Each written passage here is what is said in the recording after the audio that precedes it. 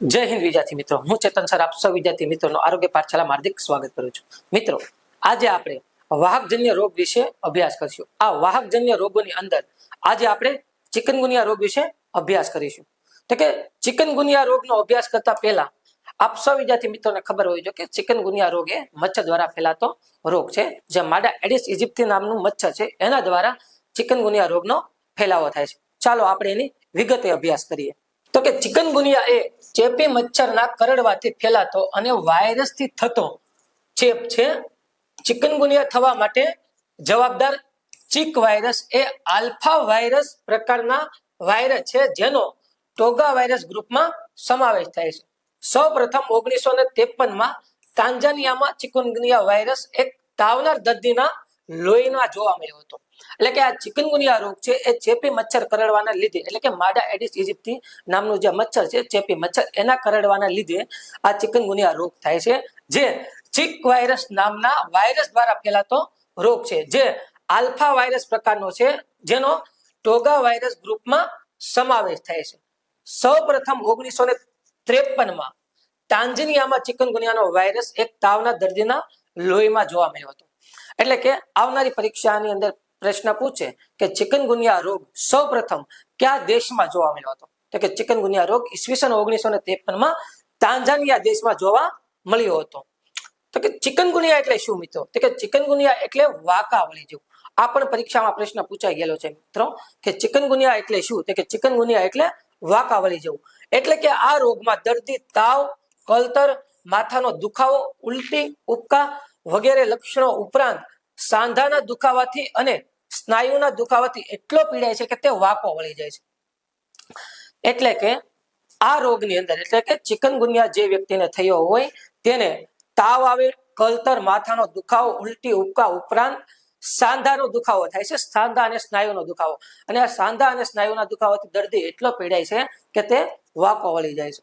હવે માપટે દ્વારા, એટલે કે માપટે દ્વારા આ રોગનું નામ ચિકનગુનિયા આપવામાં આવ્યું હતું. કોના દ્વારા? માપટે આ રોગનું નામ ચિકનગુનિયા આપ્યું છે. પરીક્ષામાં એવો મિત્રો પ્રશ્ન પૂછી શકે કે ચિકનગુનિયા રોગનું નામ કોના દ્વારા આપવામાં આવ્યું છે? તો કે માપટે દ્વારા. ચિકનગુનિયાને સાંધાના રોગ તરીકે પણ ઓળખવામાં આવે છે. આ રોગ સૌ પ્રથમ વાંદરામાં જોવા મળ્યો હતો. આ રોગને આપમેળે મટતો રોગ પણ કહી શકાય છે. અને ગુજરાતમાં ચિકનગુનિયાનો પગ પસેરો 2006માં થયો હતો. આ ચારે પ્રશ્ન મિત્રો પરીક્ષામાં આવી ગયેલા છે કે કયા રોગને સાંધાના રોગ તરીકે ઓળખવામાં આવે છે? તો કે ચિકનગુનિયા રોગને સાંધાના રોગ તરીકે ઓળખવામાં આવે છે. આ ઉપરાંત બીજો પ્રશ્ન એવો પણ આવ્યો હતો કે સૌ પ્રથમ ચિકનગુનિયાના વાયરસ કયા પ્રાણીમાં જોવા મળ્યા હતા? તો કે સૌ પ્રથમ ચિકનગુનિયાના વાયરસ વાંદરામાં જોવા મળ્યા હતા. ત્યારબાદ ત્રીજો પ્રશ્ન એવો પણ પરીક્ષામાં આવેલો છે કે નીચેનામાંથી કયો રોગ આપમેળા મટતા રોગ તરીકે પણ ઓળખવામાં આવે છે? તો કયો આવશે? તો કે ચિકનગુનિયા રોગ. અને ગુજરાતમાં ચિકનગુનિયાનો પગ પેસરો ક્યારે થયો હતો? તો કે ઈસવીસન 2006ની અંદર. હવે આ રોગની એપિડેમિયોલોજીકલ પરિબળો આપણે જોઈશું, જેમાં એજન્ટ કોણ છે, એટલે કે કારક કોણ થશે? તો કે ચિક વાયરસ જે રોગના એજન્ટ તરીકે કાર્ય કરે છે. એટલે કે કારક કોણ છે? તો કે આ ચિક વાયરસ છે તે કારક છે, જેના દ્વારા ચિકનગુનિયાનો ફેલાવો થાય છે, એટલે ચિકનગુનિયાનો રોગ થાય છે. આ ઉપરાંત ચેપનો સંગ્રહ કોણ કરે છે? તે ચિકનગુનિયાના વાયરસ ધરાવતા હોય તેવા એડિસ ઇજિપ્તી પ્રકારના મચ્છર ચેપના સંગ્રાહક તરીકે કાર્ય કરે છે. એટલે સંગ્રહ કરવો એટલે શું મિત્રો? કે ચેપ જે છે, એટલે કે જે વાયરસ છે તે કોનામાં સંગ્રહ થાય છે? તો કે માડા એડિસ ઇજિપ્તી મચ્છરમાં. અને આ માડા એડિસ ઇજિપ્તી મચ્છર જે ચેપી મચ્છર છે તે એક આપને કોઈ પણ વ્યક્તિને કરડશે, એટલે કે કોઈ મનુષ્યને કરડશે જેની રોગ પ્રતિકારક શક્તિ નબળી છે, તો આ વ્યક્તિને શું થશે? ચિકનગુનિયા રોગ થવાની સંભાવના રહેશે. જ્યારે હોસ્ટ ફેક્ટરની આપણે વાત કરીએ તો કે ઉંમર, તો કે બધી ઉંમરની વ્યક્તિઓને બંને જાતિઓમાં સમાન રીતે ફેલાઈ શકે છે. એટલે કે સ્ત્રી અને પુરુષ બંનેમાં સમાન રીતે આ રોગ ફેલાઈ શકે છે. અને ત્યારબાદ છે આપણે રોગ પ્રતિકારકતા, એટલે કે એક વખત ચેપ લાગ્યા પછી આ રોગ સામે આજીવન રોગ પ્રતિકારકતા મળે છે. એટલે કે મિત્રો ચિકનગુનિયા રોગની અંદર જો એક વખત કોઈને ચિકનગુનિયા થયો હોય તો બીજી વાર ચિકનગુનિયાની થવાની સંભાવના ખૂબ ઓછી હોય છે. એટલે કે એકવાર ચિકનગુનિયા થયા પછી અને બીજી વાર વ્યક્તિને ચિકનગુનિયા થશે નહીં.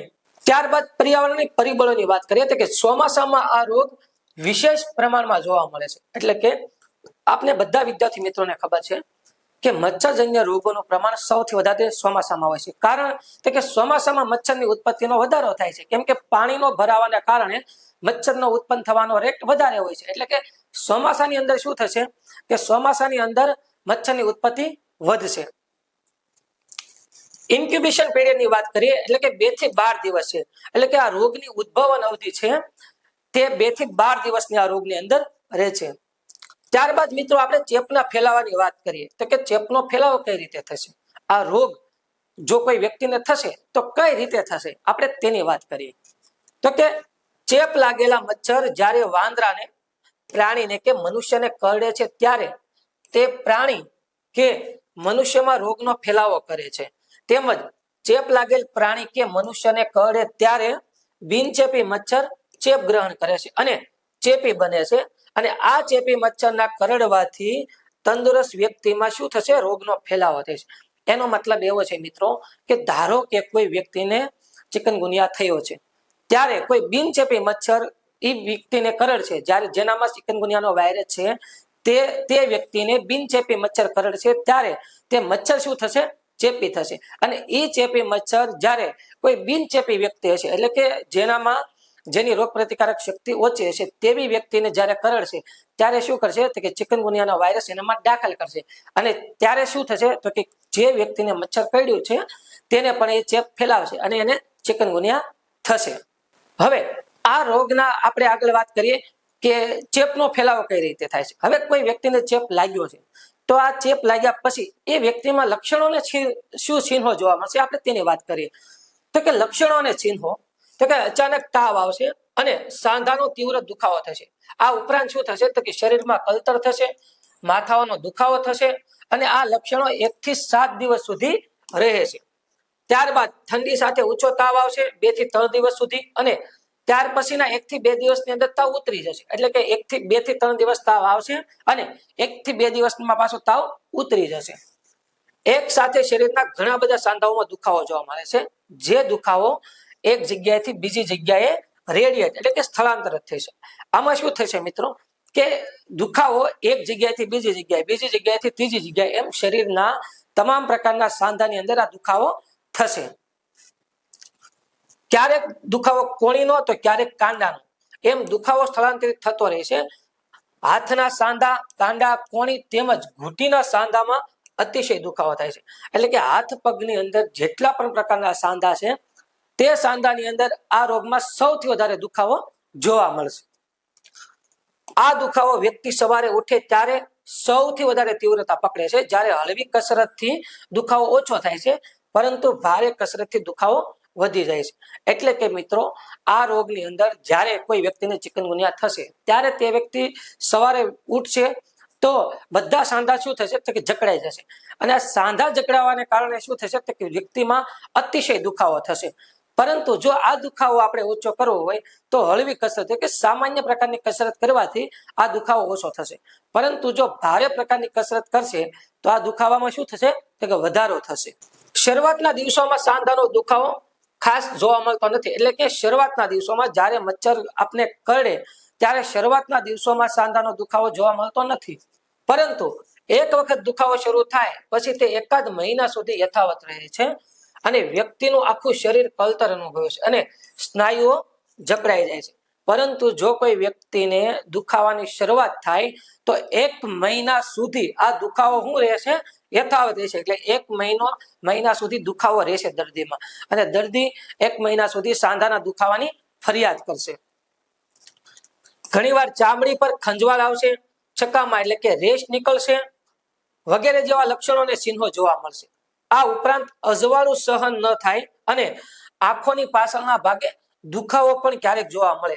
જેમ ડેન્ગ્યુ રોગની અંદર આપણે આંખના ડોળાની પાછળ દુખાવો જોવા મળે તેવો દુખાવો ચિકનગુનિયા રોગની અંદર પણ જોવા મળશે.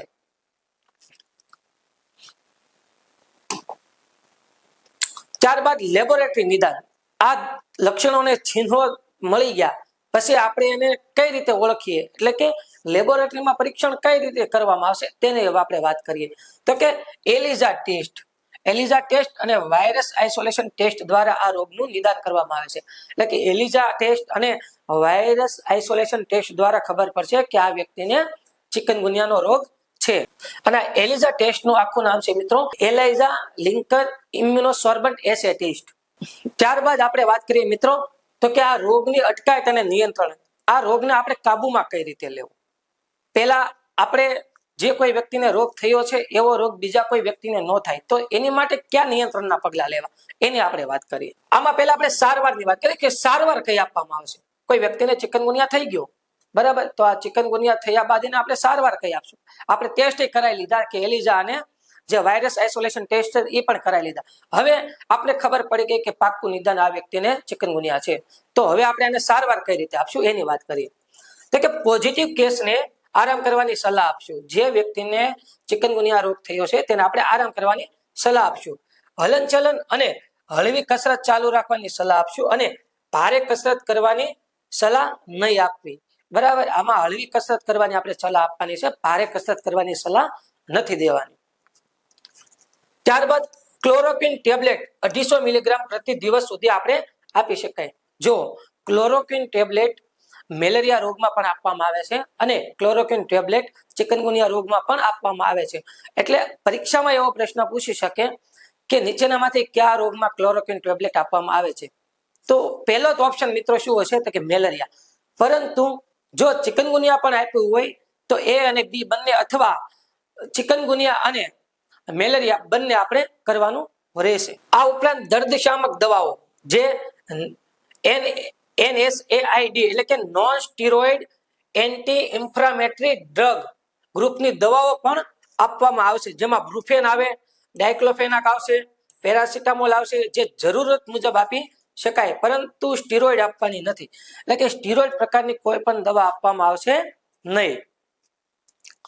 હવે રસીકરણ દ્વારા આ રોગને કઈ રીતે અટકાયત કરવી તેની વાત કરીએ. તો કે ઓસ્ટ્રેલિયામાં બનાવેલ મૃત રસી આ રોગ સામે આપી શકાય છે, પરંતુ ભારતમાં સામાન્ય રીતે આ રસી આપવામાં આવતી નથી.